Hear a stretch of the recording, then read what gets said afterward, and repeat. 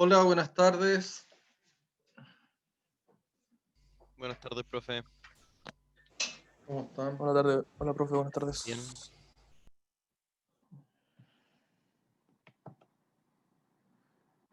Eduardo Figueroa, Felipe Kerrigan, Sergio Lizana, Víctor Reyes. Hola profe. Bien, vamos a dar inicio. Felipe, ¿te acuerdas en qué quedamos durante la mañana? Sí, por supuesto. Estábamos analizando los distintos modos de falla, las acciones que atentan a estos diferentes modos de falla también. Estábamos viendo, ¿cierto? Hicimos una pasada por por el modelo mantenimiento y su asociación con los distintos tipos de mantenimiento.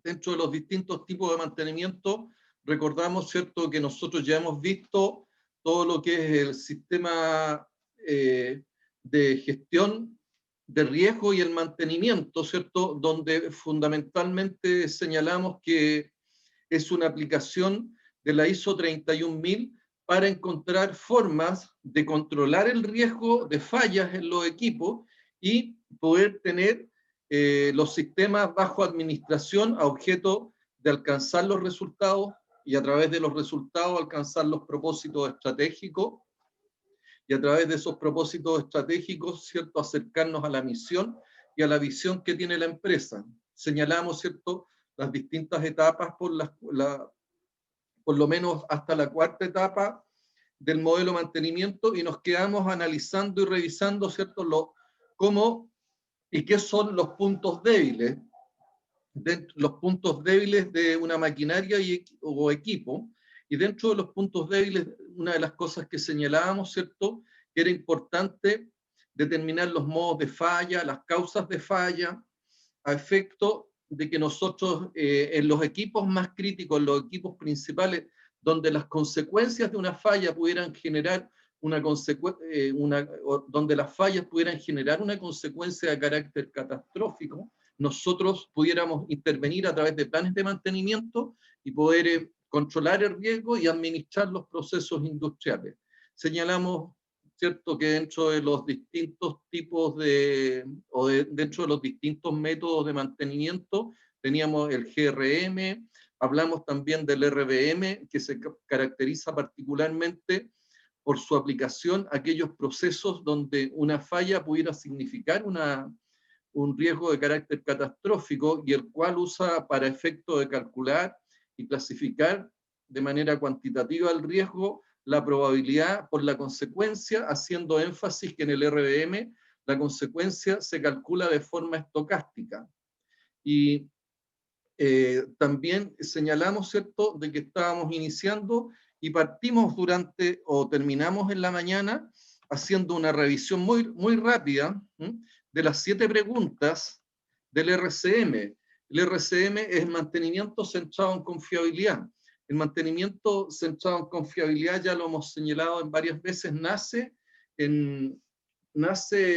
por allá por el año 1960, en lo que es fundamentalmente en lo que es la industria de la aviación, donde se reúnen prácticamente las autoridades federales de la industria de la aviación, que vienen siendo aquí como la Dirección de Aeronáutica de Chile, con las distintas líneas aéreas, las empresas comerciales de la aviación, a efecto de hacer una revisión respecto a lo que es el mantenimiento preventivo. Se formaron alrededor de 3 steering committees, que son comités. Los steering committees funcionan en bastantes empresas, que son básicamente comités de asesores que frente a un tema se reúne un grupo de gente con conocimiento y experiencia y ellos hacen un análisis respecto a un motivo en particular, en este caso, ¿cierto? Este grupo, estos steering committee que llegaron, ¿cierto?, a ser 3 steering committee, el número 3, el steering committee número 3 dio lugar a lo que es el mantenimiento centrado en confiabilidad.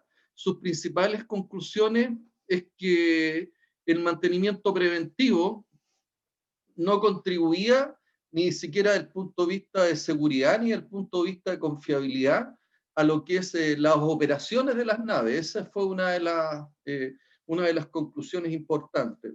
Otra de las conclusiones relevantes es que los overhaul, es decir, el mantenimiento preventivo que se hace a los equipos fundamentalmente para volverlos a sus condiciones iniciales, nos significaba muchas veces incorporar nuevamente y llevar a los equipos a lo que son las fallas infantiles que se denomina, es decir, los equipos empiezan a fallar de manera prematura. Y la tercera gran conclusión que se llegó a través de estos steering committee es que el mantenimiento preventivo sí significaba un menor uso, ¿cierto? Una pérdida de vida útil desde el punto de vista de lo que son los componentes y los repuestos, es decir, nosotros sacábamos los componentes y los repuestos mucho antes de que estos componentes o repuestos cumplieran su vida útil, por lo tanto teníamos una pérdida enorme desde el punto de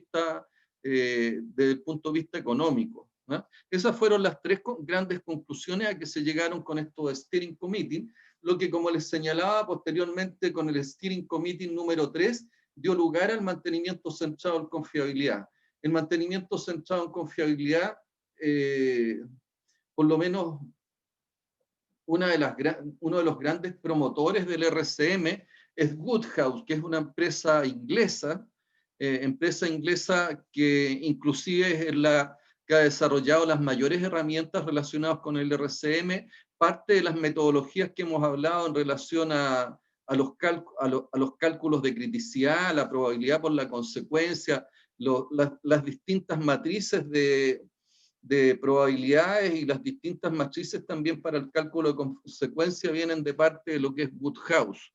La última, una de las que yo les entregué cuando vimos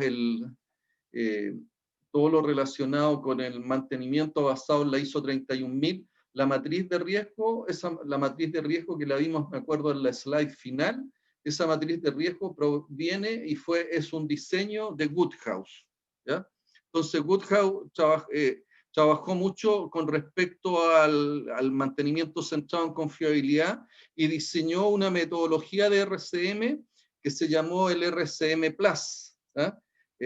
Como les señalo, el RCM Plus nace en Inglaterra, pero hay otros autores que también trabajaron sobre lo que es el RCM, sobre esta metodología RCM. Uno de ellos, John Mowbray, y John Mowbray escribió un libro que es el que aparece ahí.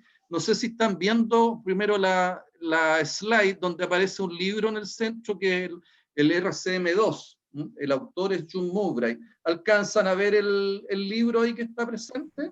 O sea, se ve chiquitito, están las 7 preguntas. Sí, se ve chiquitito, sí. Pero es el RCM2. Después, más rato yo lo tengo en biblioteca, acá el libro. Y inclusive lo tengo de manera digital, así que los que estén interesados, yo inclusive podría, lo voy a subir al Google Drive, y del Google Drive los que estén interesados yo les puedo dar conexión a objetos que lo rescaten de ahí. Lo tengo en digital. Ahora creo que en Google también aparece, o en Internet está el RCM2, parece que Felipe, tú lo andabas buscando, ¿no? Alguien me preguntó la otra vez por el... Yo se los compartí a mis compañeros por un chat en una ocasión. No sé si ya. más interés, yo compartí. Ya. O sea, ustedes todos tienen el RCM2 que es de John Mowbray, ¿ya? Yo con ambos autores trabajé en un par de proyectos para lo que es Codelco. Con Woodhouse trabajé particularmente en Andina, y posteriormente con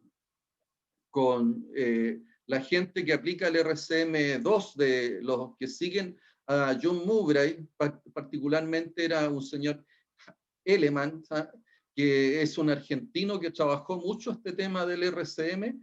Con ellos trabajamos en otras divisiones el tema del RCM, porque el RCM se hizo de cierta forma, la metodología corporativa, y son muchas de las empresas que utilizan el RCM. Parte importante de las empresas relacionadas con la celulosa hacen uso del RCM, inclusive la ENAP, que debiera, de acuerdo a, a esta teoría y a todo lo que hemos desarrollado, la ENAP, que es la Empresa Nacional del Petróleo, particularmente acá en Concón, la refinería de petróleos Concón, usa el RCM, no utiliza el RBM.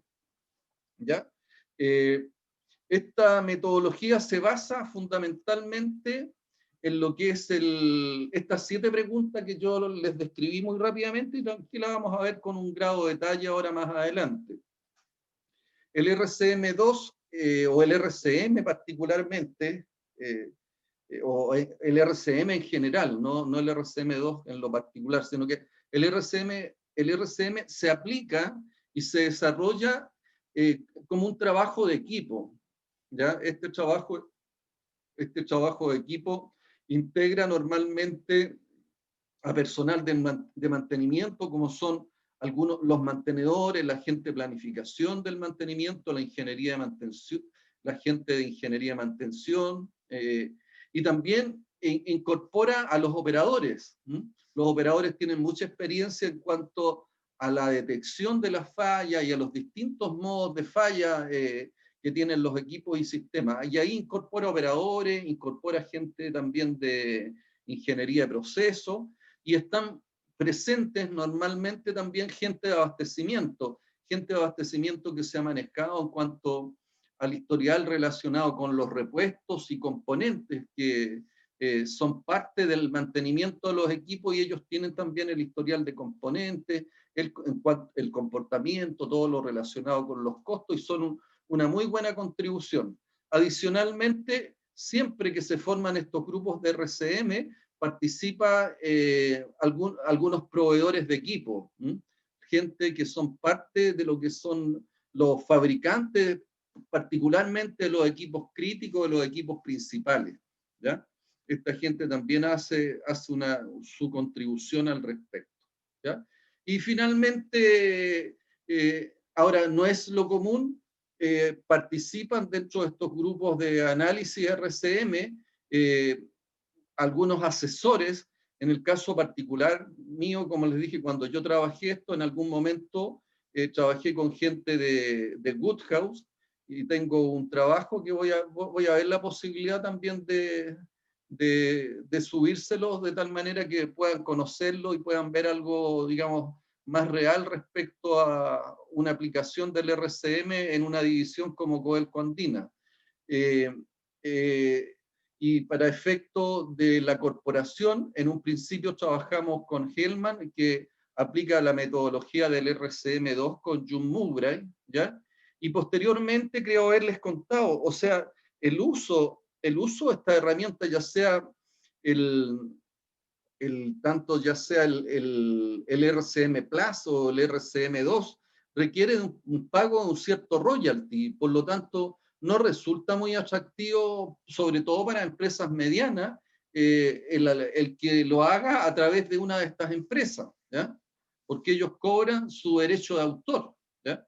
Sin embargo, ¿ya? Nosotros, ¿qué es lo que hicimos en Codelco? En Codelco incorporamos, ¿cierto?, con algunas modificaciones, porque tanto el RCM Plus como el RCM2 tienen algunas pequeñas variaciones, inclusive cuando ellos analizan lo que son los puntos débiles, algunos le denomina análisis ANFE, otros le denomina el análisis el FMECA. En este caso, nosotros en Codelco dijimos, oye, lo que nosotros vamos a hacer un análisis de puntos débiles, por dar algún ejemplo entre algunas de las modificaciones que nosotros realizamos, a efecto de que, ¿por qué? Porque uno era, como les señalaba, uno el RCM2, el otro era RCM Plus. Nosotros dijimos, vamos a usar el MCC, mantenimiento centrado en confiabilidad, es decir, una metodología particular de Codelco con algunas pequeñas variantes dentro de lo que son los procesos, y con eso salvamos el tema del royalty, ¿ya? Ahora, ustedes entenderán, y para no todos quedan claros, pero por ejemplo, Codelco es una empresa de pocos recursos, ¿ya? Es así que lo analizamos en la mañana. Codelco, para poder llevar adelante sus proyectos de inversión, están endeudados en alrededor de 17.000 millones de dólares, ¿ya? Por lo tanto, es una empresa pobre. Ahora está asociado, y uno que es lo que ve muchas veces, los grandes bonos y los grandes sueldos que tienen algunos ejecutivos, pero no deja de ser una empresa pobre, ¿ya? Porque cada peso que se saque de una empresa del Estado significa que es un peso menos para programas sociales. Y ustedes saben que hoy en día, ¿cierto?, sobre todo en la situación que estamos viviendo, los programas sociales requieren de financiamiento de tal manera que nosotros podamos salir de esta tremenda crisis que estamos viviendo, ¿ya? ¿Hasta ahí alguna consulta, Sergio Lizana? No, profe, estoy atento y siguiendo la clase, ¿Ya? pero todavía no me nace ninguna duda. Bastián Saavedra, ¿alguna pregunta? No, profe, aún no. Diego Gardo, Godoy, No preguntas. ¿no? Bastián, Disculpe, profesor. Sí. dígame, Soy la esposa de Fabián Muñoz. Quería hacerle una consulta. dígame. No tenía idea de que Codelco estaba tan endeudada. ¿Algún lugar donde pueda obtener ese tipo de información para leerla? A ver, tendría que decirle que, o sea, hay muchas revistas especializadas, el diario Financiero, ¿cierto? Han aparecido varios artículos respecto a eso, también en la revista Minería Chilena, ¿m? Ahí también han salido varios artículos respecto a la deuda de Codelco, ¿ya? Tiene, digamos, una deuda, y fundamentalmente asociado, ¿cierto?, a lo que conversamos en la mañana. En la mañana conversamos, hicimos todo un análisis respecto a por qué Codelco tiene que endeudarse. Entonces, pero esa es una realidad dolorosa, pero es así. Ahora, estos altos niveles de deuda significa, ¿cierto?, que el costo de financiamiento de Codelco va aumentando. El adquirir, ¿cierto?, el traer dinero para poder invertir se hace cada vez más complejo, ¿ya? Ahora, junto con aumentar el riesgo de Codelco, eso también aumenta lo que es el riesgo país. Ahora, la deuda de Codelco es una definición y una decisión del Estado, del gobierno que esté administrando en esos momentos el Estado. Ahora, esto ha sido, digamos, una política bastante general de todos los gobiernos que se han ido sucediendo, por efecto principal de que el gobierno, sobre todo lo que necesita, ¿cierto?, es cubrir las necesidades básicas de la gente, ¿ya? Tiene otras urgencias a estar invirtiendo en el propio Codelco, que es lo que debiera hacer, es lo que hace un privado. El privado, ¿cierto?, genera un capital necesario para estar invirtiendo y poder ir desarrollando y haciendo crecer la empresa, de tal manera que ésta no pierdan competitividad, de tal manera que ésta no aumenten sus costos de producción, que es uno de los grandes problemas que tiene la minería. ¿Alguna otra consulta? Marcos Cromer, Felipe Quérriga. No, Profesor, Dígame. yo tengo una consulta, pero no tiene mucho que ver con, o sea, con específicamente lo que estamos viendo ahora, sino es más de curiosidad, porque yo le pregunté eso de Codelco en la mañana. ¿Ya? También estuve leyendo y los ingresos que genera Codelco, igual hay un gran porcentaje que se da, por ejemplo, a las Fuerzas Armadas. Eso, ¿dónde podría encontrar detalles de esas cosas que estuve buscando en internet y no A encontré? ver, detalles, hay mucho detalle con respecto a lo que tú denominas ley reservada. Fue una ley reservada que se dictó hace muchos años atrás, pero esa ley reservada fue abolida hace un par de, no sé si fue creo que fue el año pasado, y era una materia muy sentida hace mucho tiempo. La ley reservada, una de las cosas que contemplaba, que el 10% de las ventas, escúchese bien, no de las utilidades, sino que el 10% de las ventas iban a lo que era todo lo que era la compra de equipamiento para lo que eran las Fuerzas Armadas, ¿ya?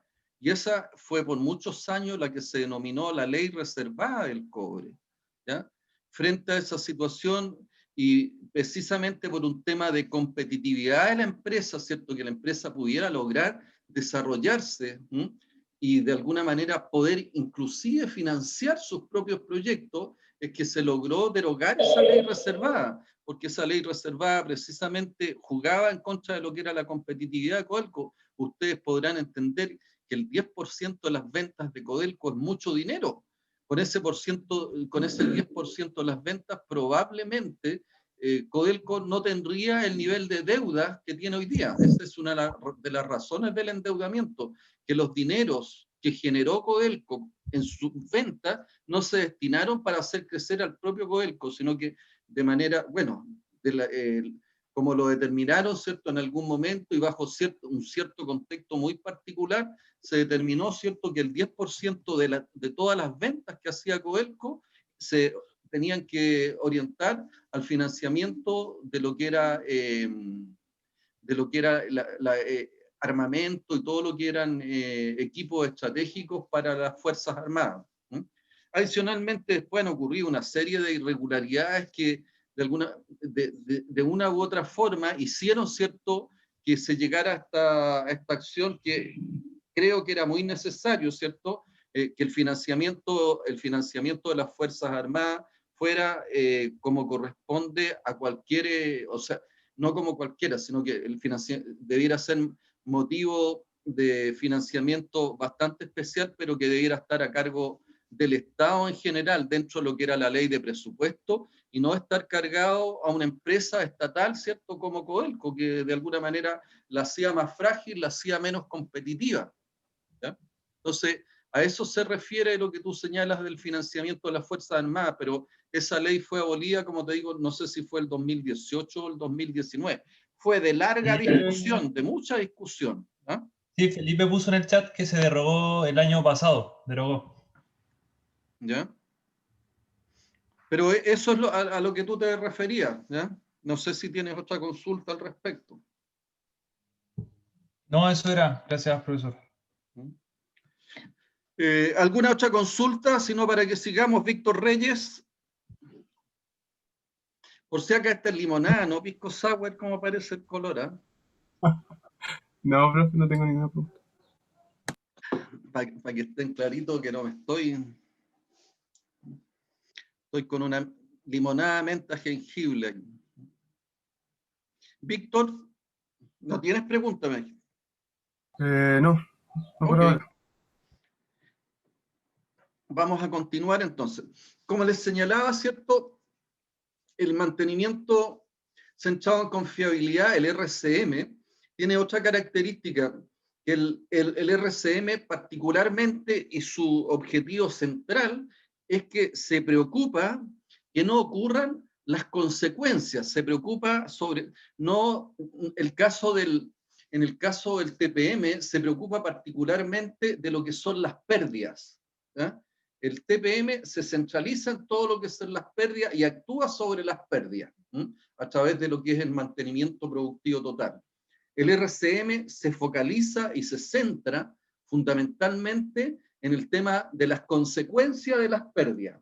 Porque las consecuencias, y ya lo hemos conversado cuando hablamos del contexto, ¿cierto? Pueden haber consecuencias del tipo económica asociadas a lo que es la producción. Y normalmente cuando las consecuencias son del tipo económica, las acciones de mantenimiento uno hace un trade-off, es decir, identifica las ventajas y desventajas que puede ser el aplicar un mantenimiento del tipo preventivo o predictivo. Y lo analiza fundamentalmente desde el punto de vista económico. Si conviene, ¿cierto?, aplicar el mantenimiento del tipo preventivo desde el punto de vista económico, es decir, si sale más barato aplicar el mantenimiento preventivo frente a las consecuencias que puede significar, ¿cierto?, el hecho de que un sistema falle y que trae consecuencias en relación a los repuestos, puede traer consecuencias con respecto a daños de más equipo, el tiempo de mantenimiento es mayor, la pérdida de disponibilidad es mayor, uno hace toda una evaluación económica cuando el efecto de la falla sobre la producción es una falla del tipo operativa, ¿ya? ¿Y qué es lo que busca? O interviene, interviene ya sea del tipo, de forma preventiva o predictiva, si es conveniente desde el punto de vista del balance económico que se hace. Si el balance económico no es el más favorable y la falla está relacionado únicamente con la producción, yo muchas veces me permito y en el programa, ¿cierto?, dejo que el sistema falle. Un ejemplo, y que lo hemos mencionado más de una vez acá, es que, por ejemplo, en las ampolletas o en los sistemas de iluminación o en muchos sistemas o eléctricos o electrónicos, yo más que buscar hacer mantenimiento preventivo, lo que hago es que dejo que el sistema falle, porque sale mucho más económico que el sistema falle y no tiene consecuencias desde el punto de vista del HSEC, sino que las consecuencias son netamente operativas, productivas o económicas. Yo lo que me permito es que el sistema falle, porque sale mucho más económico y no tiene, ¿cierto?, una relevancia con respecto a otros factores. No así, y aquí yo quiero seguir insistiendo que fue parte de la temática de la mañana y lo que les señalé, que yo observé en la prueba, que hay que entender, y fuimos bien latos en la mañana para señalar, hay que entender, cuando ocurre una falla, y esa falla tiene consecuencias sobre las personas, sobre el medio ambiente, sobre las comunidades, ¿ya? O tiene consecuencias graves sobre los aspectos legales o sobre lo que es el prestigio de la empresa, yo no me puedo permitir que falle, por lo tanto, tengo que actuar de manera proactiva, es decir, yo tengo que hacer un mantenimiento del tipo predictivo o del tipo preventivo cíclico de reparación o cíclico de sustitución. Si yo no encuentro una actividad razonablemente factible que sea proactiva y tengo, como les digo, los efectos sobre consecuencias sobre algunos factores del HSEC o algunas consecuencias catastróficas sobre la parte legal o del prestigio de la empresa, yo lo que tengo que hacer es buscar alguna forma de rediseño. Si yo no encuentro una solución por la vía del rediseño, tengo que definitivamente buscar la forma de cambiar el proyecto o cambiar tecnología. Ese concepto quiero que quede totalmente claro. Fabián Muñoz. ¿Fabián? ¿Sí? ¿Se escucha? ¿Lo entendiste eso, Fabián, o no? Sí. ¿Sí? Entonces, bueno, ¿perdón? No tengo dudas respecto al método en general. Ok, entonces el RCM, como les señalaba, se centra en lo que son las consecuencias y analiza causas para evitar consecuencias, analiza modos de falla para evitar lo que son las consecuencias, ¿ya? Y a eso se orientan fundamentalmente estas 7 preguntas del RCM, ¿ya? Entonces, al ir dando respuestas a estas 7 preguntas es que yo voy encontrando, ¿cierto?, las distintas tareas necesarias para poder administrar los riesgos y sus consecuencias, ¿ya? Y de esa manera, yo a través de estas 7 preguntas voy identificando paso a paso cuáles son las actividades que tengo que ir identificando y posteriormente, cuando vamos avanzando, nos vamos a encontrar que inclusive hay unas hojas que para cada uno de los procesos va identificando las funciones, va identificando de qué forma pueden fallar las funciones, va identificando los modos de falla, las causas de falla, las consecuencias, ¿ya? Y también va haciendo las preguntas, ¿qué pasa si yo no encuentro una tarea del tipo predictiva o preventiva? Esa es la pregunta número 6. Y la pregunta número 7, ¿qué puede hacerse si acaso una tarea, ¿qué puede hacerse si acaso una tarea del tipo proactiva no puede ser encontrada? ¿Qué es lo que tenemos que hacer? ¿Cómo tenemos que actuar? ¿Ya? En eso fundamentalmente es el desarrollo de este tema del RCM, donde aparecen varias de las técnicas que ustedes ya conocen. Aparece el análisis a través de lo que es Ichikawa, aparece también para lo que es el RCM, todo lo que es esta forma de medir y evaluar el riesgo, ¿cierto? La probabilidad por la consecuencia. Una diferencia que tiene el RCM es que la probabilidad muchas veces se refiere a frecuencia. Se habla, cuando habla de probabilidad, se señala muchas veces, ¿cuándo puede ocurrir? Dice, esto ocurre siempre, ocurre muy frecuentemente, ocurre de manera frecuente, no ocurre nunca. Y a eso, si estamos hablando de que esto ocurre siempre, yo le asigno el número 4, si ocurre de manera muy frecuente, le asigno el factor 3, si ocurre de manera frecuente, le pongo el 2, y no ocurre nunca, le pongo el 1. ¿Ya? Y eso me permite, ¿cierto? Después, si yo evalúo las consecuencias, ¿ya? Puede ser de la misma manera como evaluamos consecuencias para lo que es el GRM o el RBM, yo multiplico la consecuencia por la probabilidad y logro encontrar, ¿cierto?, el valor del riesgo, que me permite nuevamente entrar a jerarquizar. ¿Ya? ¿Y con qué nos encontramos? Que como nosotros estamos evaluando consecuencias, los equipos que resultan más críticos son normalmente aquellos cuyas consecuencias desde el punto de vista productivo, desde el punto de vista de la seguridad, del punto de vista del ambiente, del punto de vista legal o del punto de vista de prestigio, pudieran resultar altamente críticos y pudiéramos también llegar a fallas que nosotros no esperamos que ocurran, porque eso pudiera significar, ¿cierto?, un desastre desde el punto de vista de la empresa que yo estoy evaluando. Entonces, vamos a ir con una consulta. Dígame. Cuando nos enfrentamos a que no es factible el rediseño, tomando lo que había dicho antes, tenemos que generar un cambio en el proyecto o añadir nuevas tecnologías. Pero cuando nos vemos con una barrera económica dentro de una organización o empresa, ¿cómo podríamos proceder ahí? Lo que pasa es que nosotros, una de las cosas que señalamos es que si el proyecto es razonablemente factible, y cuando hacemos evaluación de proyectos, el razonablemente factible significa que tiene que ser factible técnica y económicamente. El hecho que sea técnicamente significa que tienen que existir las tecnologías adecuadas para que no me ocurra, ¿cierto?, ese tipo de la falla que nosotros estamos analizando. Una falla, ¿cierto?, que puede estar asociada, y yo les he señalado el ejemplo en la fundición y refinería. El gran problema que tenemos es la emanación de dióxido de azufre.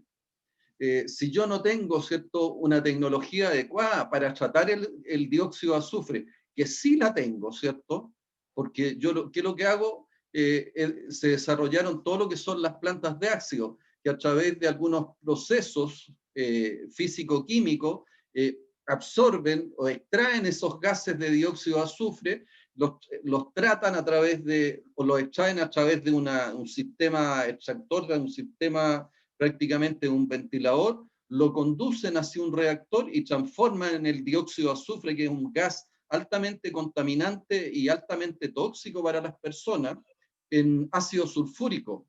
Entonces, ahí se encontró una tecnología que permite, ¿cierto?, resolver ese problema. Ahora, ¿dónde está el equipo más crítico de ese sistema de las plantas de ácido? El sistema extractor, principalmente todo lo que es el sistema de ventilación y extracción de gases, ¿ya? Y ese sistema, de alguna manera, si yo no tuviera las herramientas del tipo preventiva o predictiva, no me podría permitir aplicar o usar ese sistema extractor, porque definitivamente yo estaría muy expuesto, el sistema tendría una muy mala confiabilidad y me vería expuesto a las fallas. Y las fallas, como les digo, significa gases de alta toxicidad que se van hacia todos los stakeholders, es decir, a los vecindarios, a las comunidades, a los propios trabajadores, a los proveedores de servicios que están siempre en la zona. ¿Ya? Por lo tanto, ¿qué es lo que tengo que hacer? Tengo que tener alguna... El caso contrario ocurre con el tema de las plantas de generación eléctrica a carbono en base a combustibles fósiles. Ahí no hubo una respuesta desde el punto de vista del mantenimiento, no hay una respuesta desde el punto de vista de rediseño, y definitivamente un proyecto de reconversión tecnológico no es razonablemente factible, es decir, técnica y económicamente no es recomendable. ¿Ya? Por lo tanto, ¿cuál es la medida? Que las plantas termoeléctricas a carbón y de combustibles fósiles tienen que cerrar de aquí al 2025. ¿Se entiende? Sí, claro. En esa línea me llama la atención, por ejemplo, que en Chile hay una legislación que no permite la reconversión de los motores de combustión eléctrica, o sea, particularmente los autos. Hay una legislatura chilena que prohíbe su modificación hacia movilidad eléctrica. Me llama la atención del por qué. ¿Por qué establecimos como país que no podemos permitir reconversión en automóviles? Mira, puede ser hasta una barrera que hayan incorporado los propios fabricantes de automóviles. Yo no conozco el caso, ¿eh? No conozco el caso, no conozco la situación, pero hay muchos casos en que la gente, los proveedores de equipos, ¿cierto? En este caso, los proveedores de equipos con combustibles fósiles, puede que hayan hecho su lobby e incorporen algunas barreras de tal manera que la entrada de todo lo que es los automóviles, la electromovilidad se haga más compleja. De hecho, muchas acciones provenientes, digamos, desde los poderes fácticos más grandes en este mundo, ¿cierto? Dentro del universo, una de las cosas que han hecho es detener y atrasar todo lo que es el ingreso de la electromovilidad. ¿Mm? Algo muy similar puede estar ocurriendo. Entonces, dentro de esto, ¿cierto? Y es por eso que es necesario muchas veces estar revisando las institucionalidades de los países, ¿ya? Porque esto muchas veces queda incorporado dentro de la institucionalidad de los países y afecta enormemente el desarrollo o la incorporación de nuevas tecnologías. Por eso que es importante muchas veces adecuar a los contextos, aquí es donde vienen los análisis PESTEL y todo ese tipo de cosas, ¿cierto? Y los análisis estratégicos, porque uno necesita identificar los contextos. ¿Qué pasa con la parte legal? ¿Qué pasa con la parte ambiental? Si lo legal conversa con lo ambiental, con lo político, lo económico, lo tecnológico. ¿Ya? Entonces, yo no te podría dar una respuesta a qué es lo que ocurre y por qué está pasando eso, ¿ya? Pero evidentemente puede haber algún tipo de obstrucción o algún tipo de cortapisa, como lo hubo en algún momento, ¿cierto? Y creo que todavía hay muchas dificultades para lo que es la incorporación de la electromovilidad. Esos ya son luchas de poderes muy grandes. Estuve averiguando al respecto, profe, hace un tiempo. ¿Perdón? Yo estuve averiguando al respecto hace un tiempo de reacondicionar automóviles a eléctricos. ¿Ya? Y el mayor problema es la legislación chilena. ¿Ya? De hecho, hasta cierto punto, hace unos años, se podían reacondicionar autos antes del 80, parece. Si el auto era de antes del 80, podían ser reacondicionados de la manera que uno estimara. ¿Ya? Pero después derogaron eso. Y ahora no se puede reacondicionar ningún tipo de vehículo a eléctrico, porque según ellos atenta con el diseño original del vehículo y pueden cambiar muchas cosas respecto a la seguridad y las maniobras que se podrían realizar. Podría ser, digamos, habría que analizar si la justificación es la más apropiada o ha estado sujeto a los lobbies. Si el tema... O sea, a mí me parece eso, que en realidad porque es una opción bastante factible y se podrían dar permisos a algunas entidades quizás para recondicionar, que sea más como regularizado, pero como bloquear completamente la opción que podría ayudar a harta gente. Me parece que es un tema más económico que de seguridad. Tal vez el problema justamente venga ahí en el hecho de que todavía no hay una industria grande como certificada que haga esos cambios, porque el mismo tema de seguridad, de repente uno sabe que los motores eléctricos tienen mucho más torque que los motores convencionales de sobre todo los autos anteriores a los años 80 que se vendían aquí en Chile. Entonces, hacer una transformación así en aspectos de seguridad es bastante importante desde el punto de vista que aquí en Chile, que generalmente esos cambios no se hacen de una manera tan bien estandarizada y las revisiones técnicas de los autos son tan precarias que en países importantes como en Alemania, por ejemplo, uno tiene que también justificar los cambios de potencia con cambios de en los frenos, con cambios en las suspensiones, para que los autos también sean más seguros. Y aquí en Chile no existe legislación para eso, entonces yo creo que por ahí hay que partir el cambio, porque de verdad se puede generar en un principio problemas de la seguridad. Bueno, algo que yo creo que se tiene que conversar desde un principio, y algo que tiene que cambiar en la legislación para mi gusto, que hay que ir un paso adelante, pero de a poco, tomando todas las, como revisando el HSEC, llevándolo a lo que es este curso.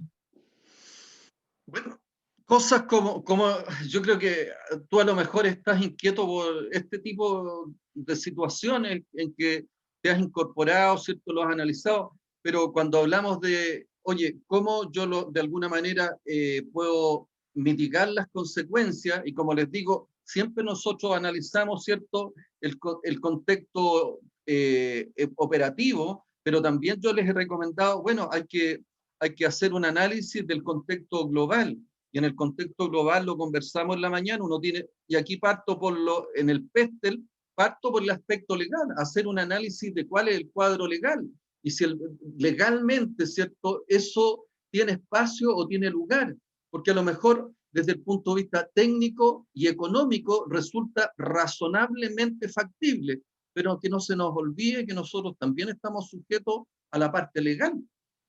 Y la parte legal es un tema que tampoco nosotros podemos pasar a llevar, ¿ya? Es por esa razón, ¿ya?, que muchas veces, y lo hicimos la discusión, y hicimos la discusión desde el punto de vista de lo que es la institucionalidad aquí en el país, y sin querer tener, digamos, un marco ideológico, sino que ver por qué es necesario, ¿cierto?, a la luz de los contextos que vivimos hoy en día en cuanto a tecnología, en cuanto a aspectos medioambientales, en cuanto a los aspectos sociales, económicos, muchas veces es necesario adecuar la institucionalidad, ¿ya? Y no solamente a nivel de Estado, muchas veces a nivel de las mismas instituciones, ¿ya? Lo que ocurre hoy día con las universidades, cómo de alguna manera cómo las universidades logran adecuarse, ¿cierto?, de una manera legal e institucional dentro del marco institucional que tienen las propias casas de estudio importantes como la nuestra, la Universidad de Chile, la Universidad Católica, logran desarrollarse, logran crecer y pueden hacer cosas dentro de lo que es su propia institucionalidad y que puedan dar lo que es la continuidad, ¿no? Tiene que haber un marco, ¿ya? Y todas las instituciones, y en el caso de lo que es el marco legal, el acuerdo social que tenemos los chilenos, ¿cierto?, es nuestra constitución. Y eso da lugar, ¿cierto?, a que se desarrollen reglas y leyes bajo ciertas características y podamos convivir bajo los aspectos comerciales, de salud, de educación. ¿Ya? Entonces, no podemos olvidarnos del marco legal, y yo concuerdo que muchas veces uno puede tener una solución dentro de lo que es razonablemente factible en lo técnico y en lo económico, pero nos encontramos en un marco que a lo mejor, del punto de vista legal, eso no es posible desarrollar. Como puede ocurrir muchas veces dentro de lo que son las culturas. O sea, ustedes saben que hay países como la India donde la vaca, ¿cierto?, es un animal sagrado. Entonces, difícilmente, y podría ser muy razonablemente factible en lo político, en lo económico, en lo social, ¿ya? Pero no así en lo cultural, el desarrollar la industria de la carne en India. Entonces, ese tipo de análisis siempre uno tiene que tenerlo presente y tiene que hacerlo y desarrollarlo antes de tomar cualquier decisión. El marco cultural, el marco social, el marco legal. Son aspectos dentro de los proyectos y dentro de los procesos industriales que nosotros debemos estar siempre considerando. A todo esto, ¿de dónde sale la pregunta? Sale, ¿cierto?, por el hecho que nosotros señalamos, ¿cierto?, que el RCM fundamentalmente se basaba y buscaba resolver el tema relacionado con las consecuencias que tiene un modo de falla que generado por cierta causa, en definitiva va a gatillar en una consecuencia del punto de vista productivo, operativo, económico, en una consecuencia del punto de vista de las personas, de la seguridad de las personas, en una consecuencia del punto de vista medioambiental, las comunidades, el punto de vista legal o del punto de vista del prestigio de la empresa. Entonces el RCM focaliza sus acciones en las consecuencias. Y para ello, como le digo, lo primero que hace y parte definiendo 7 preguntas. Y esas 7 preguntas, la primera de ellas son, ¿cuáles son las funciones y los estándares de desempeño del activo en su actual contexto operacional? ¿Qué podría hablar, Marco, usted con respecto a las funciones de algún... ¿Te acuerdas en qué hiciste en la tarea tú o no, Marco? En la tarea 2. No, bueno, la tarea 2 se basa en la tarea 1. Sí, no, Es sí, que tú seleccionaste nosotros un equipo. analizamos la empresa Arauco. La celulosa Arauco. La celulosa Arauco, sí. Y ¿Ya? hicimos un análisis de varios equipos, que eran los ¿Ya? equipos críticos. ¿Y cuál es el equipo Por ejemplo, principal? A ver, que yo recuerde, bueno, hicimos bastantes, pero uno era la encoladora. La encoladora donde se encolaban, se pegaban los retazos de celulosa para formar los paneles. ¿Ya?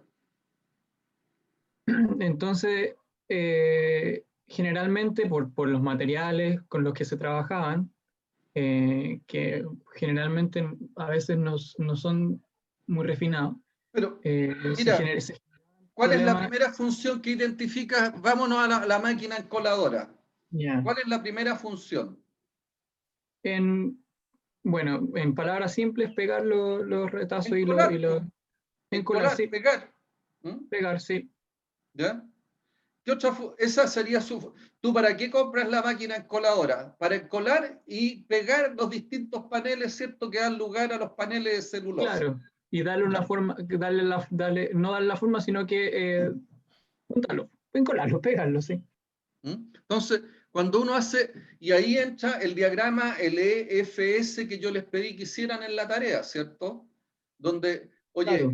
¿qué es lo que entra? Entre una de las cosas entra celulosa, entrará el pegamento, entrarán los insumos, energía eléctrica, combustible, una serie de insumos y elementos que dan lugar a que se pueda hacer esta función de encolar la celulosa. ¿Qué es lo que sale? Claro. Los paneles. Salen los paneles, pero además salen riles, salen rices, salen gases, aparte de los paneles, ¿cierto? Dentro de lo que es celulosa Arauco, salen papeles, salen cartones, salen una serie de productos, desde lo que es la celulosa. ¿Ya? Pero la encoladora tiene esa función de encolar, que es encolar y pegar. ¿Qué otra función tú reconoces dentro de la máquina? Porque no es la única.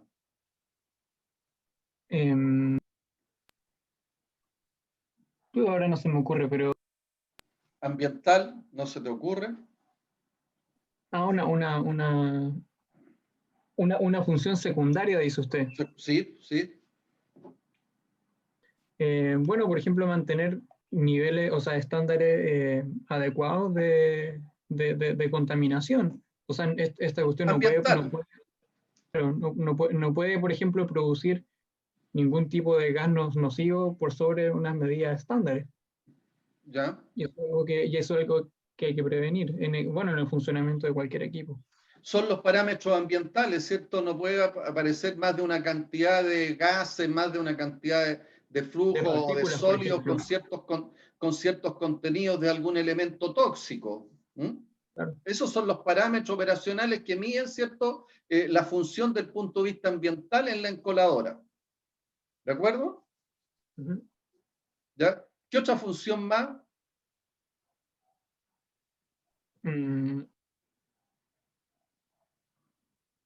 Protección de la máquina. Claro, o sea, esta cuestión tampoco puede generar daños a los operarios. Nosotros vimos en la tarea, en nuestra investigación, fue que esto no ocurría.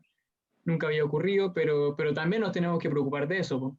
O sea, Esto no- ustedes tienen que diseñar una máquina, ¿cierto?, que no agreda también a las personas. O sea, si para encolar se tienen que aplicar altas temperaturas, a lo mejor no es así, ¿cierto? Pero si adicionalmente yo la fabricación del frame, de la estructura de la máquina, ¿cierto?, la hago con un material que tiene puntas, tiene partes filosas, evidentemente eso es un riesgo para las personas. O sea, su diseño, yo tengo que diseñar la función desde el punto de vista, como les digo, que pueda producir, que es la función primaria, ¿cierto?, del servicio principal, pero me tengo que preocupar también que dentro de este diseño de esta máquina cumpla la función de no dañar el medio ambiente. Es decir, yo no podría construirlo con materiales que en algún momento pudieran ser, o construirlo con material del tipo radiactivo, por exagerar, ¿ya?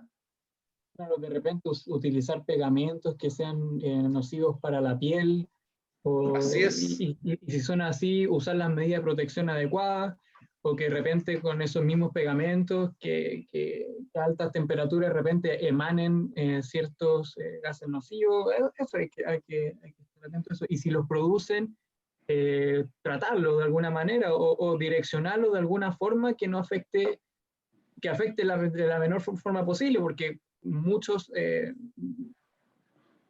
sistemas productivos en algo afectan ciertos factores.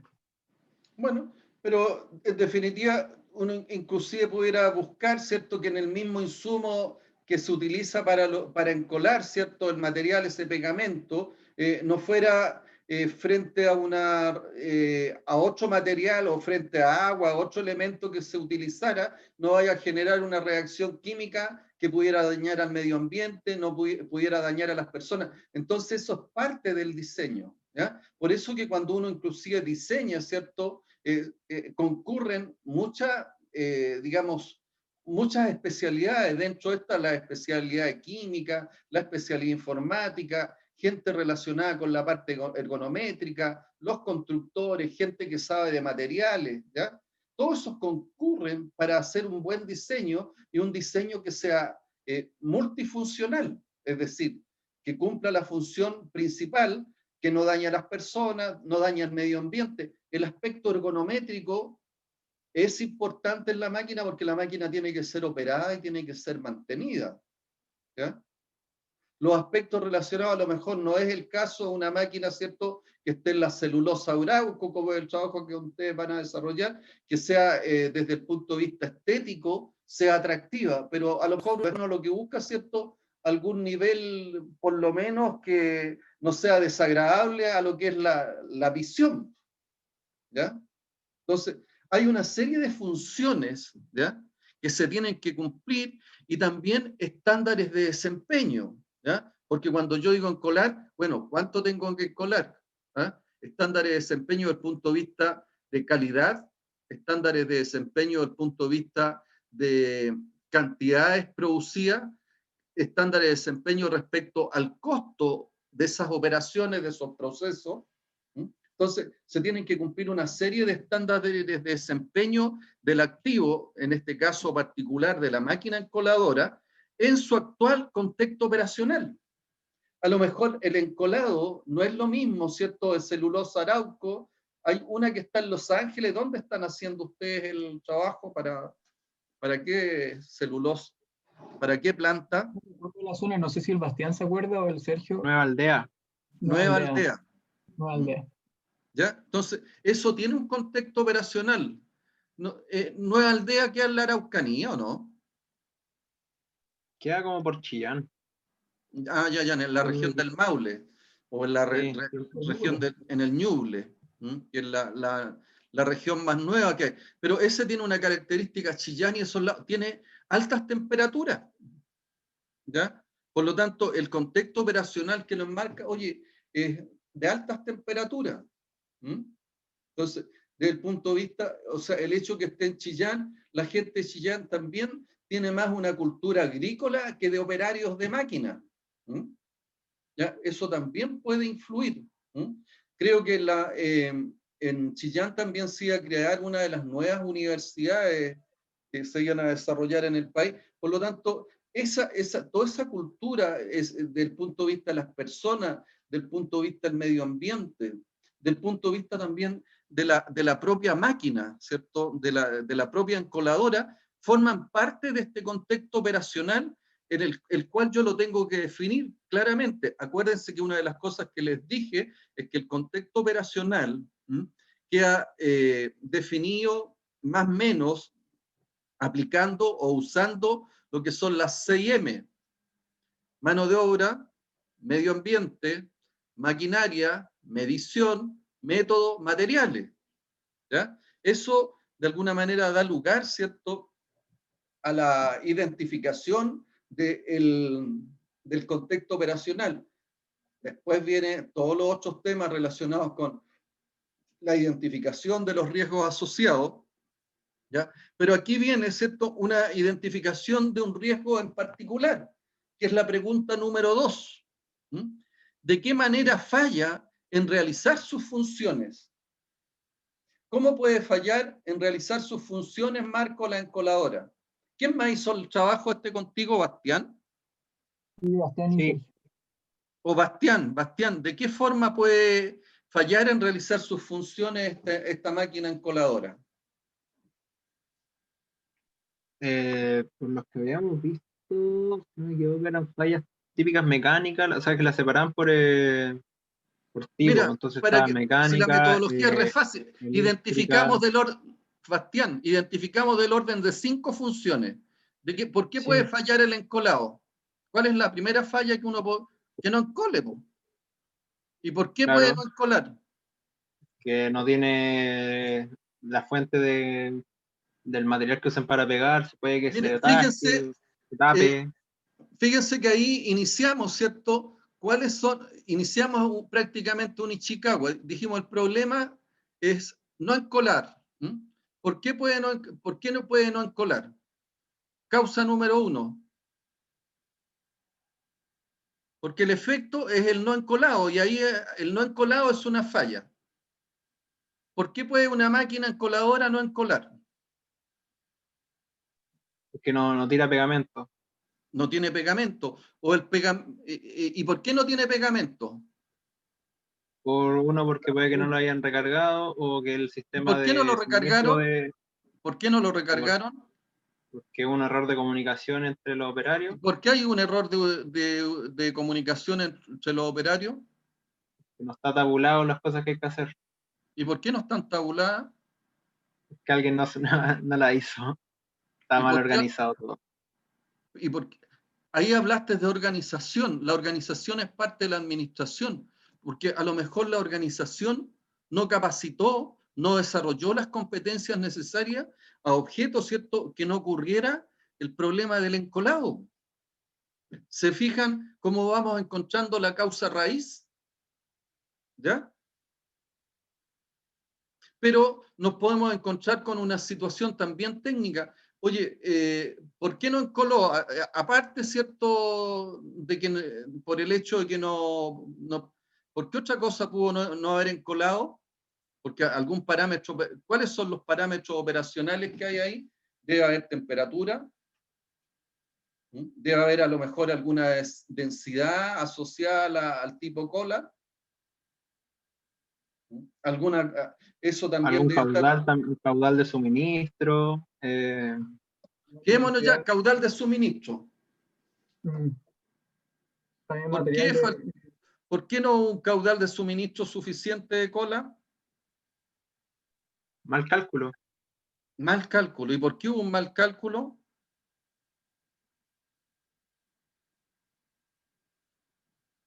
Porque, no sé, mira, vámonos a un aspecto más técnico. Una puede haber sido un tema, ¿cierto?, de mal cálculo, pero yo podría decir, oye, la válvula está obstruida. Mal mantenimiento. Mal mantenimiento. ¿Qué es lo que pero más que mal mantenimiento, porque eso es muy general. Una poca revisión, más que nada. O sea, uno podría decir, oye, la calibración de la válvula no es la adecuada. ¿Ya? ¿Y por qué por qué la calibración de la válvula es inadecuada? porque no existen a lo mejor estándares de desempeño de la válvula, no existen patrones de calibración. Entonces, yo ahí también voy a llegar a una causa raíz que probablemente sea parte del plan de mantenimiento. Yo tengo que tener los patrones de calibración de la válvula y aparte de esos patrones de calibración, ¿cierto? Yo cada vez que corresponda o cada cierto tiempo donde yo defina una periodicidad, yo tengo que hacer las calibraciones necesarias de esa válvula, del sistema de inyección de encolado. Se fijan que si en la medida que nosotros vamos haciendo las preguntas, los por qué, vamos hacia lo que es la causa básica y vamos identificando las acciones que tenemos que desarrollar a efecto que podamos tener esa encoladora bajo control. ¿Queda claro eso, Bastián, Marco? Sí, profe. Es como bueno aplicar ejemplos de algo que uno como que igual estudia un poco más. Felipe, usted que no estudió la máquina encoladora, ¿le queda claro el ejemplo, no? Sí, completamente. Hay que ir analizando el porqué de los porqueses todo el rato. Bueno, el Ichikawa también permite eso mismo. Acuérdense que uno va haciendo sobre cada una de las espinitas de pescado, van apareciendo las espinitas de pescado más chicas. Y sobre esa espinita de pescado más chica aparece otra más chiquitita todavía. Y eso es la misma metodología al final de los por qué, o el efecto dominó de las cosas. ¿Ya? Se ocurrió esto, va a ocurrir esto, va a ocurrir esto, va a ocurrir esto, hasta que lleguemos a un efecto final. Entonces, ¿qué es lo que tiene que identificar uno? La pregunta que uno normalmente lleva a efecto hasta más o menos el quinto por qué, uno se encontró con lo que es la causa raíz. ¿Ya? Ahora, en general, y esto es parte de lo que son, uno aplica mucho, así como lo aplicamos esto para los riesgos de falla, los riesgos de falla que pueden traer consecuencias sobre los equipos y también consecuencias sobre las personas, o consecuencias ambientales. Uno cuando hace la investigación de accidentes a personas, puede ser producto de distintas situaciones. Los accidentes son por causas personales o por causas del entorno. Uno también aplica esta teoría, ¿cierto? Podría aplicar el Ichikawa o podría aplicar el efecto dominó o el efecto de los 5 por qué. Y cuando llega, ¿cierto?, al quinto por qué que hace, normalmente uno se encuentra de que las fallas provienen desde lo que es la administración. ¿Ya? Y esa es una de las razones, inclusive ustedes cuando se encuentren ya trabajando en procesos industriales, cuando les toque hacer investigaciones de fallas o investigaciones de accidentes, se van a encontrar con la situación de que normalmente uno no llega a la causa raíz, sino que llega a una causa más o menos al tercer porqué, y ahí actúa sobre el aspecto técnico, porque si uno llega normalmente a la causa raíz, se va a encontrar que hay un problema de administración. Y cuando todo llega al final a problemas de administración. Y cuando hablamos de problemas de administración, significa que la responsabilidad del accidente va a caer, y que va a ser siempre así, en un gerente general o va a caer en el supervisor de más alto rango que esté a cargo de esas operaciones. Y normalmente eso puede traer consecuencias desde el punto de vista legal. Por lo tanto, los informes de accidentes, y a mí me tocó inclusive ya en algún momento tomar definiciones respecto a que los informes de accidente uno llegaba hasta más o menos el tercero o cuarto por qué, no seguía hasta el tema de la administración, porque esos informes posteriormente iban a dar al CERNA Geomín o algún instituto que en definitiva podía, y si se trataba de un accidente de carácter fatal, eso podría traer responsabilidades del tipo civil o penal que pudieran ser muy graves y muy delicadas. ¿Ya? Entonces, estos análisis, fundamentalmente uno busca hacerlo no para buscar culpable tampoco, sino que busca de alguna manera para que la consecuencia o la causa no se vuelva a repetir. ¿Ya? De esa manera uno evita encontrando, digamos, la causa raíz, fundamentalmente orientándose a lo técnico. Ahora, si es que es necesario seguir profundizándolo, hay que hacerlo, porque muchas veces los incidentes ocurren por causas relacionadas con las personas, y normalmente esto está asociado a la falta de competencia, es decir, o la persona no sabe, la persona no puede, o la persona no quiere. ¿Ya?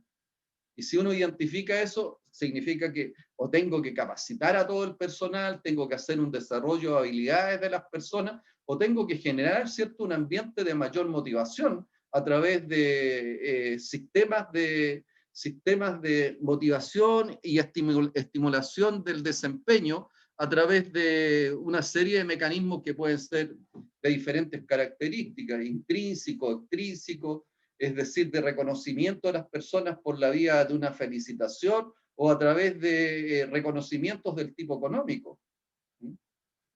¿Ya? Entonces, todos estos aspectos son parte también de lo que es la gestión que uno hace dentro de la empresa, y así también eso permite también incorporar todos estos aspectos técnicos que están relacionados con las consecuencias y las causas de las fallas.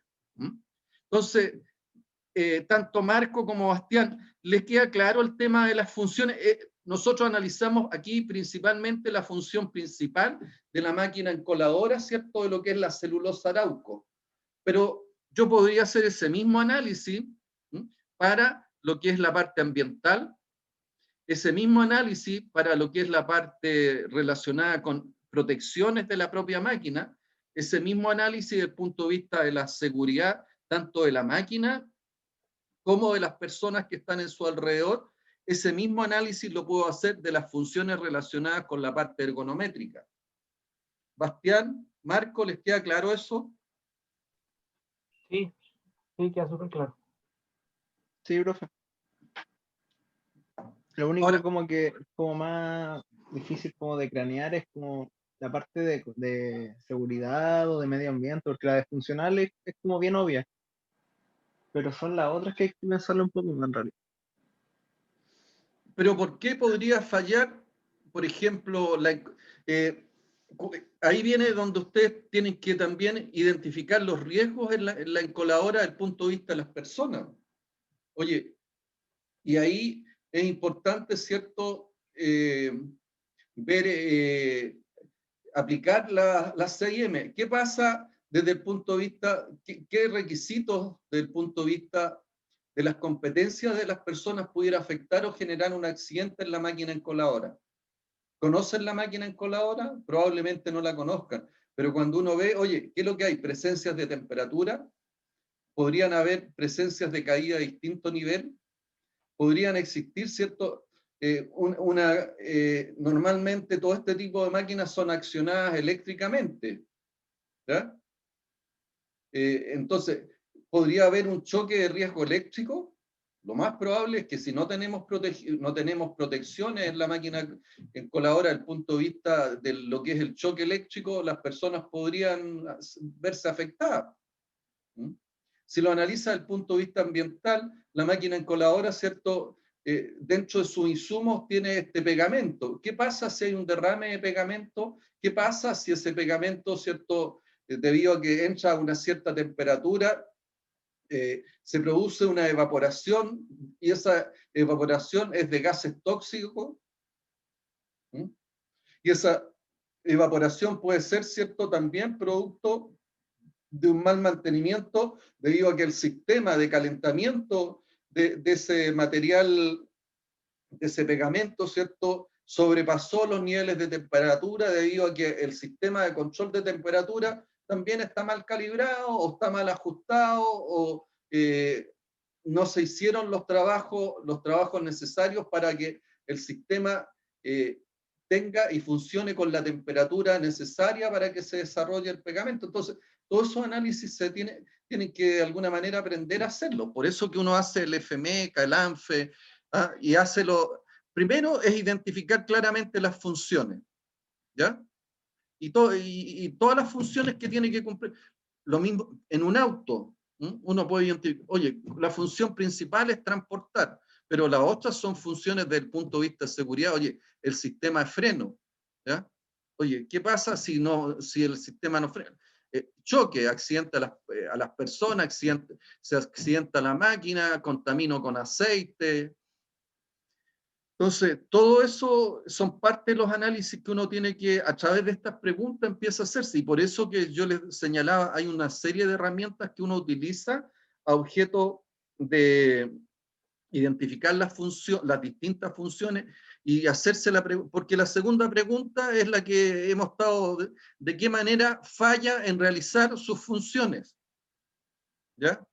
Desde el punto de vista de la seguridad hay una serie de elementos, ¿cierto? Choques eléctricos, choques con energía hidráulica, y caídas de distinto nivel, ser afectados por altas temperaturas, gases tóxicos, en muchos equipos, sobre todo en aquellas empresas, ¿cierto? En las empresas químicas, la parte de la toxicidad o el contacto con ácido es un temazo. En muchas de estas máquinas también de los procesos de la celulosa Arauco también hay presencia de ácidos. Por lo tanto, parte de las funciones que debe tener una máquina, que si bien requiere de un insumo determinado, ¿ya? Yo también tengo que proteger a las personas y al medio ambiente del contacto con este ácido. Es parte de la función que tienen que cumplir los distintos equipos y componentes que forman parte de los procesos. Es por eso que muchas veces, ¿cierto? En este tipo de industria, los estanques tienen que ser estanques que no resulten afectados por los distintos tipos de ácido que pudieran estar afectando. En el caso, ¿cierto?, de las empresas o de las industrias del alimento, un factor fundamental es la inocuidad de los alimentos, y para eso muchas veces uno tiene que hacer los diseños para tener esta función de inocuidad, ¿ya? Y que no sea también el tema de la toxicidad en los alimentos, tiene que hacer los diseños con materiales que sean adecuados para lo que es la manipulación de los alimentos. ¿Qué tipo de aceite lubricante yo voy a utilizar a efecto de que este tipo de aceite lubricante no llegue a afectar a los alimentos o se transforme en un elemento tóxico dentro de lo que son, ¿ya? De tal manera que yo en los alimentos tenga y logre cumplir una serie de funciones que requiere una serie de parámetros operacionales: sabor, color, también todo lo relacionado con que estos alimentos no resulten tóxicos, el color de los alimentos, la textura de los alimentos, el dulzor, y todo eso son parte de los parámetros operacionales para que de alguna manera se pueda cumplir con la función de que si yo voy a producir un toffee o un chocolate Sanenú, salga un chocolate Sanenú, y no me salga un chocolate Sanenú con gusto a lechuga. Son parte de los parámetros operacionales y de los aspectos que tienen que uno ir desarrollando a efecto que se cumpla la función respecto al producto. Pero también tengo que preocuparme, como les decía, de aspectos relacionados con seguridad, tanto de las personas como de los propios equipos que están operando. Fabián Muñoz, ¿alguna consulta? ¿Te queda claro el ejemplo de la pregunta número 1? Sí, me queda claro. ¿Sí? Me recuerda estoy dando ramo calidad y tuvimos que hacer algo bastante similar. Hicimos el Ichikawa, vimos los subsistemas y revisamos todas las funciones y todas las fallas posibles. Bueno, porque en calidad, ¿con quién lo está viendo? ¿Con el profesor Sariego? Lira. Carlos Lira. Sí. Ya. Claro, porque calidad de alguna manera entrega herramientas y son muy similares a las que uno utiliza en el mantenimiento, ¿ya? Entonces, ¿qué es lo que en definitiva uno va a generar? El Ichikawa es una herramienta que yo la puedo aplicar para diferentes tipos de situaciones. La idea es que el Ichikawa a mí me sirve para buscar cuál es la causa raíz en el caso de calidad, qué es lo que genera los defectos, ¿ya? Buscar cuál es la causa del defecto, ¿no? En este caso nosotros buscamos cuál es la causa que puede afectar la función, y una función y un aspecto que puede uno buscar también son lo relacionado con calidad. ¿Por qué? Porque la calidad es un parámetro operacional. ¿Ya? ¿Te queda claro, Fabián? Sí. ¿Sí? Entonces, la pregunta número 2, ¿de qué manera falla en realizar sus funciones? En el caso de lo vimos claramente y hicimos el análisis de la función principal de la encoladora de la celulosa. Marco, queda sumamente claro, me imagino, para usted, al igual que Fabián, que Bastián. ¿Sí? Vamos con la otra pregunta y sigo con ustedes, Marco y Bastián, para aprovecharme para que sigamos en el mismo ejemplo. Yo no es que me haya puesto de acuerdo con ellos tampoco para los demás, sino que es el ejemplo que más salió y apareció ahí Marcos Cromer, ¿cierto?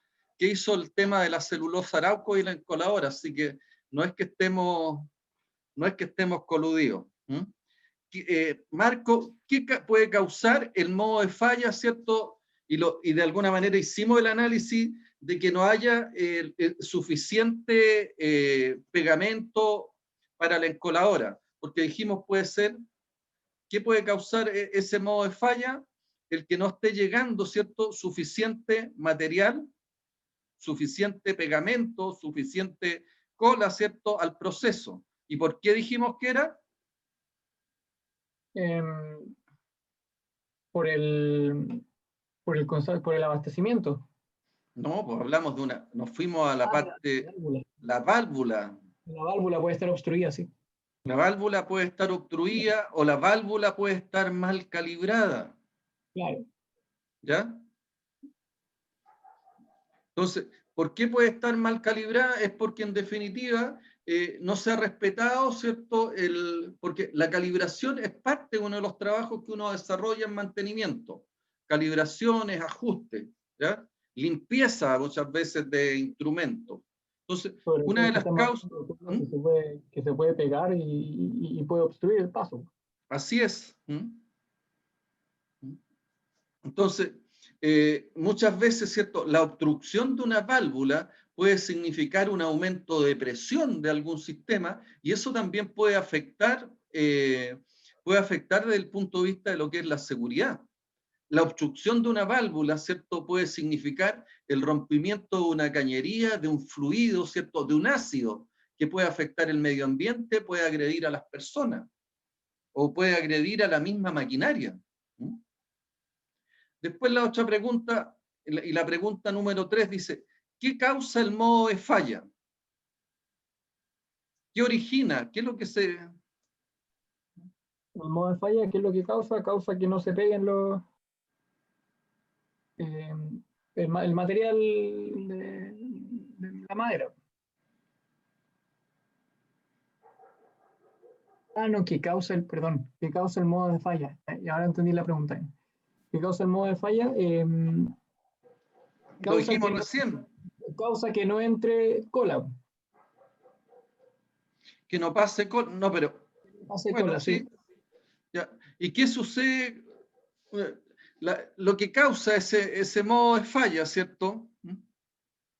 Es que en definitiva yo no voy a tener el pegamento y no voy a poder pegar, no voy a poder cumplir, ¿cierto?, con esto de los paneles que como corresponde. Entonces, ¿qué va a significar eso? En definitiva, al hacer los análisis de calidad voy a tener pérdidas de producción.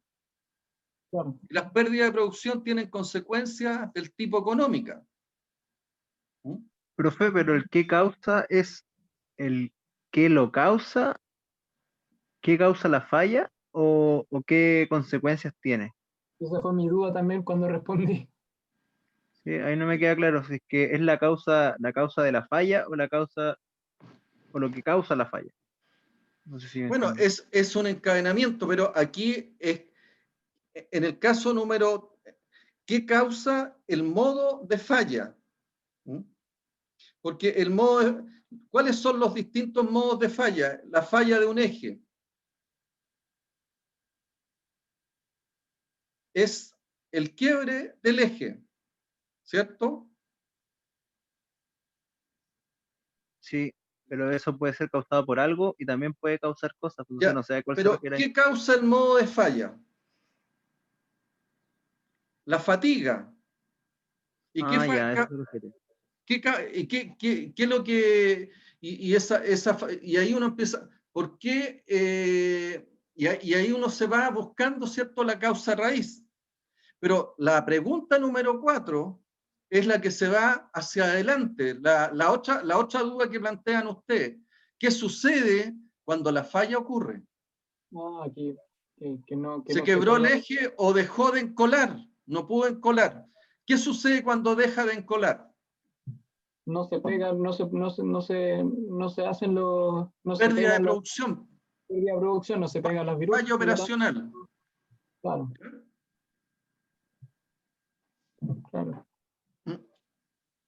¿Qué sucede, cierto? Si estamos hablando ya en el caso particular de que ocurre la falla en la válvula, pero esa válvula es una válvula, ¿cierto?, que está suministrando el ácido que se va a llevar a las pilas de lixiviación de mineral oxidado. ¿Qué falla? ¿Qué pasa, cierto, si falla una válvula, cierto, en uno de los estanques suministradores de ácido? Puede aumentar la presión en las cañerías. Puede aumentar la presión en las cañerías, puede generarse, cierto, una rotura, un reventón de cañería. ¿Ya? Claro. Eso ¿De acuerdo? afectaría inmensamente a la sexy, estamos hablando ¿Por qué? de Porque materiales. falló la válvula, ¿ya? Entonces, al fallar esa válvula, ¿cuáles son las consecuencias que tiene? Tiene consecuencias productivas. Claro, yo dejo suministrar ácido, por lo tanto, se para el proceso de lixiviación.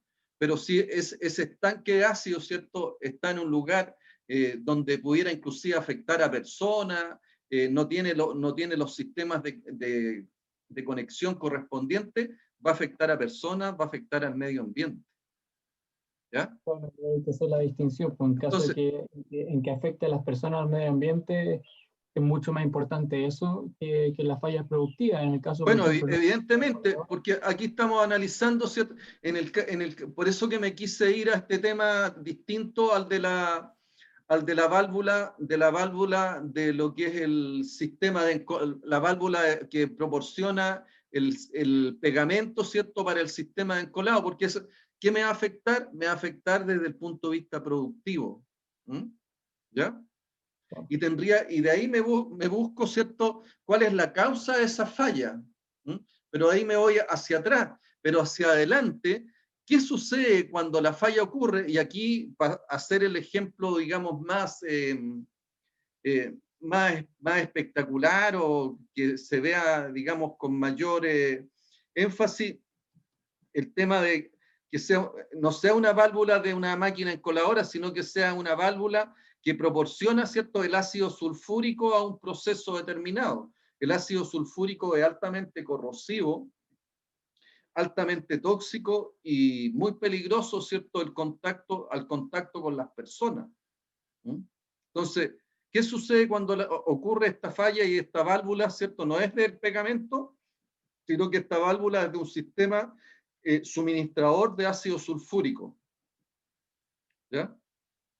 Entonces, ¿qué sucede ahí cuando la falla ocurre en la válvula? Evidentemente es mucho más importante que o más importante y más crítico que el de la encoladora. ¿Por qué? Porque afecta a las personas, afecta al medio ambiente. Entonces, evidentemente que si falla la válvula, ¿qué es lo que causó? Causó este reventón de la tubería y hubo un derrame de ácido. ¿Estamos claros ahí o no? Sergio Lizana. Sergio. Sí, profe. Sí, Entonces, sí me ocurre, queda ¿cierto? claro. Y además con el ejemplo anterior también me quedó más claro porque yo también trabajé con Bastián y con Marco por si acaso. Ah, perfecto. Entonces, ¿qué sucede cuando la falla ocurre? Cuando la falla ocurre, se produce este derrame de ácido, ¿ya? Normalmente todos estos estanques están encapsulados a través de algunas piscinas donde uno calcula capacidades, hasta cuánto se puede derramar, pero muchas veces en algunas plantas eso no ocurre, no está de esa forma. Sobre todo en estas plantas que están internadas en el desierto de Chile, muchas veces no tienen los sistemas de contención. y parte del ácido o de los materiales de estos riles se van, en algunas ocasiones llegan hasta los ríos, aunque no hay muchos ríos por el norte tampoco. Entonces, ¿qué sucede cuando la falla ocurre? Ocurre el derrame. Pero, bueno, eso es lo que sucede, ocurrió un derrame. Pero, ¿cuál es la consecuencia que puede haber en ese derrame? Entonces, uno, ¿qué es lo que estudia, cierto? Para ver el riesgo, estudia la probabilidad de que ocurra un derrame de ácido, y entre eso, ¿qué es lo que busca? Busca los componentes más críticos por los cuales se ha producido un derrame en condiciones anteriores, ya sea una válvula o ya sea por corrosión del mismo estanque, la falla de soldadura, una cañería, por falla material. Entonces uno busca cuál es la condición más crítica o más frecuente que se ha dado, ¿cierto? Y que ha tenido lugar una falla donde haya un derrame de ácido. Y ahí aparecen nuevamente las actividades relacionadas con el mantenimiento, con el rediseño, y si no es suficiente, yo tengo que readecuar mi proyecto. ¿Ya? Entonces, ahí llegamos a lo que es la pregunta número 4, ¿qué sucede cuando la falla ocurre? La pregunta número 5, ¿ya? Y es donde se centra el RCM, donde le decía cuál es la principal preocupación del RCM, es cuando se pregunta de qué forma afecta la falla. ¿Cuál es la consecuencia de la falla? Sergio, ¿cuál es la consecuencia de la falla de esta válvula suministradora de pegamento, ¿cierto?, en la encoladora de la celulosa Arauco? Podríamos pensar que la consecuencia más grave que va a tener va a ser detener nuestra producción, producto de que es parte de la Económica, línea y no vamos a productiva, ¿cierto? poder... Claro. Sí, Económica, eso. productiva. Tú mismo, Sergio, ¿de qué forma afecta, ¿cierto?, una falla en el sistema, en la misma en una válvula muy similar, en el sistema de suministro de ácido, ¿cierto?, a lo que es una planta de lixiviación de óxidos de cobre. Si bien también nos va a afectar un poco en la parte productiva, no va a ser la Sí, consecuencia a más ver, hay que importante o más hacer la crítica que evaluación. tiene, porque probablemente la consecuencia ambiental va a ser la más grave y va a ser la que nosotros vamos a evaluar como la más crítica, digamos. A lo que podría llegar, si no sé, si llega a estar en contacto con un río por la contaminación del agua o contaminación del suelo. Supongamos la situación menos o sea, la más mala, una te va a afectar en producción. Si hay personas cerca, ¿cierto?, tratando de resolver el problema y se reventó la cañería o reventó la válvula, puede que afecte a personas. ¿Ya? Te va a afectar también, dependiendo inclusive de los volúmenes de ácido, y suponiendo que la planta está cerca de algún suministro donde nace algún afluente, te va a afectar medioambientalmente. Y suponiendo todavía que esa agua, ¿cierto?, donde fue a caer tu ácido, es un agua que se acumula para después potabilizarla, va a afectar la ciudad. Y si afectó la ciudad, van a venir las instituciones y van a hacer los análisis, las preguntas respectivas, y vas a tener problemas legales. Vas a tener problemas que inclusive pueden significar multas, pueden significar cierres parciales de planta o definitivamente te pueden quitar la licencia para operar. Eso ocurrió en Santiago con un derrame que hubo producto de unas válvulas, creo que fueron en el Hotel Valle Nevado, donde tuvieron pérdidas de combustible que fueron a parar al río, y ese es el río que suministra el agua potable para Santiago. Ahí hubo un problema de ese tipo. Entonces, problemas legales. ¿Qué significa desde el punto de vista del prestigio o del reconocimiento de las comunidades a una empresa que le está tirando agua al río que los abastece con agua, que los abastece a las comunidades con agua? ¿Qué creen ustedes? ¿Cuál es el prestigio? ¿Cómo se siente la comunidad frente a este tipo de empresas? Totalmente pasada a llegar. Sí. Entonces, las consecuencias de las fallas pueden ser catastróficas. Entonces, el RCM se preocupa, ¿cierto? Y trabaja sobre todo en el tema de las consecuencias de las fallas. Ahora, la pregunta número 6, ya a esta altura para ustedes debe ser muy fácil. Y aquí, Felipe, quiero que tú me la contestes. ¿Qué puede ser hecho para predecir o prevenir la falla?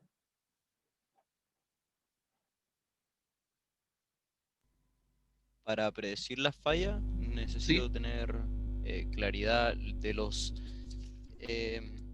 puntos débiles ¿Ya? de las maquinarias críticas. Para prevenir las fallas, me imagino que utilizando los ¿cómo se llama esto? Los ¿En qué análisis no ramo invasivos. está, Felipe, en qué ramo estamos aquí? Mantención.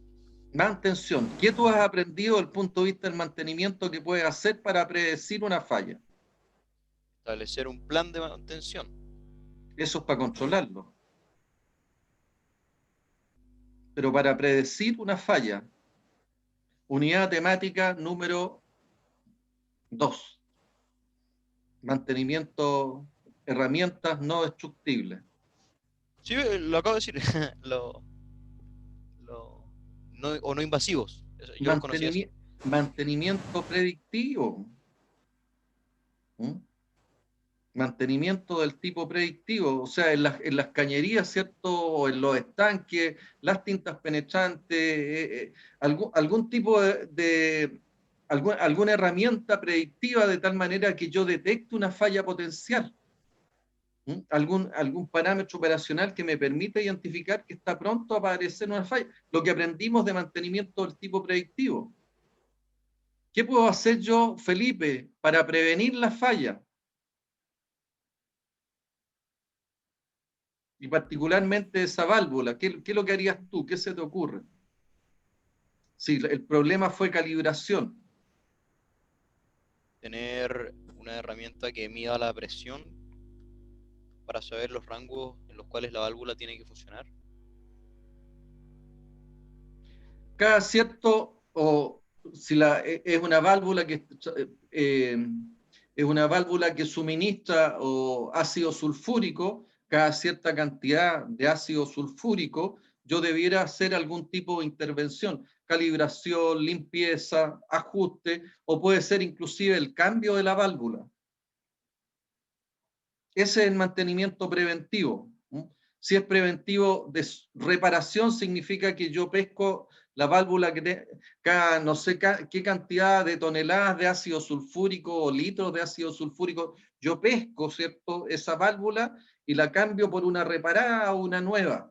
Mantenimiento preventivo cíclico de reparación. O pesco esa misma válvula, mantenimiento preventivo cíclico de sustitución, coloco, ¿cierto?, una válvula. Tengo definido en el mantenimiento cíclico de sustitución que yo la voy a cambiar por una nueva, no por una reparada. Pero ¿qué pasa, cierto, si yo no tengo una tarea del tipo predictiva o del tipo preventiva, Felipe? Y aquí estamos hablando de ácido sulfúrico. Las consecuencias van a ser muy altas si consideramos solamente mantenimiento. Si ocurre una falla, ¿cierto? Claro, pueden ser catastróficas. ¿Y qué pasa si tú no encontraste una herramienta del tipo predictiva que sea razonablemente factible o una herramienta preventiva que sea razonablemente factible? ¿Qué es lo que ocurre con ese sistema, con ese proceso? Se pone en riesgo el proceso, por lo tanto habría pero que... ¿qué tengo que hacer? ¿Qué es lo que decide Felipe Kerrigan? ¿Sigue tirando ácido sulfúrico hacia las pilas? ¿Qué es lo que te dice, lo que te están diciendo? Oye, tú tienes que abastecer de ácido sulfúrico las pilas. Pero tú sabes, oye, no tengo cómo predecir falla. No tengo cómo prevenir falla, se me va a ir el ácido al río. ¿Qué es lo que hace Felipe Kerrigan? Necesito un rediseño. A lo menos pensar, ¿cierto?, en un rediseño que también sea razonablemente factible. Y si tú te encuentras que el rediseño no es suficiente, pienso un cambio, una nueva tecnología. Una nueva tecnología, un nuevo proyecto, nuevos procesos, nuevos procedimientos, ¿ya? No solamente la tecnología, sino que tengo que pensar o nuevos diseños, nuevos procedimientos, nuevos protocolos, o la incorporación como hay una serie acuérdense que también hablamos de formas de tratar los riesgos, separar, eliminar, transferir, ¿ya? Entonces, son todas esas las decisiones que empezamos a tomar nosotros desde el punto de vista del mantenimiento, ¿ya? Y la pregunta número 7 es la que me respondió recién Felipe Kerrigan. ¿Qué puedo hacer si acaso una tarea proactiva no puede ser encontrada?